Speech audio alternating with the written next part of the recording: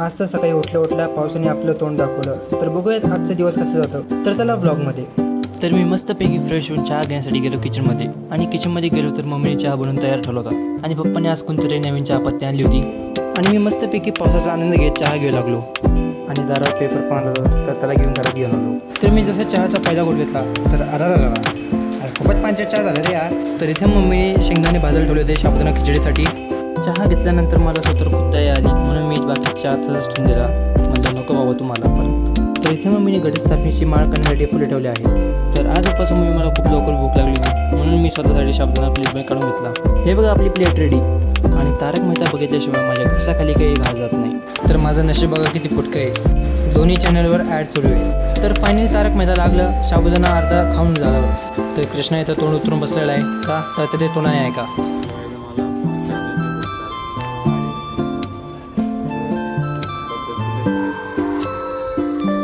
तर मी तुला तसंच त्याचे हलव सोडलं आणि घरी निघून आलो काम करण्यासाठी.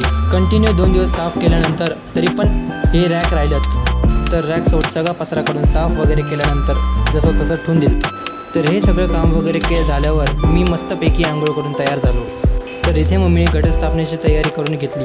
आता फक्त बाकी राहिलं आहे ते फक्त घट बसवायचं. आणि जोपर्यंत घट स्थापित होत आहे तोपर्यंत मी माझे राहिलेले प्रॅक्टिकल्स पूर्ण करून घेतो. नंतर जसं माझं प्रॅक्टिकल लिहून झालं तसं मम्मीने घट स्थापित करून घेतले. आणि त्यानंतर आम्ही आरती केली. आरती वगैरे झाल्यानंतर मी थोडी चहा घेतली आणि फराळाचं करून घेतलं. तर बस मग आजच्या या ब्लॉगमध्ये आता एवढंच. जर तुम्हाला हा ब्लॉग आवडला असेल तर लाईक सबस्क्राईब करून घ्या. आपण भेटूयात नेक्स्ट ब्लॉगमध्ये. चला बाय.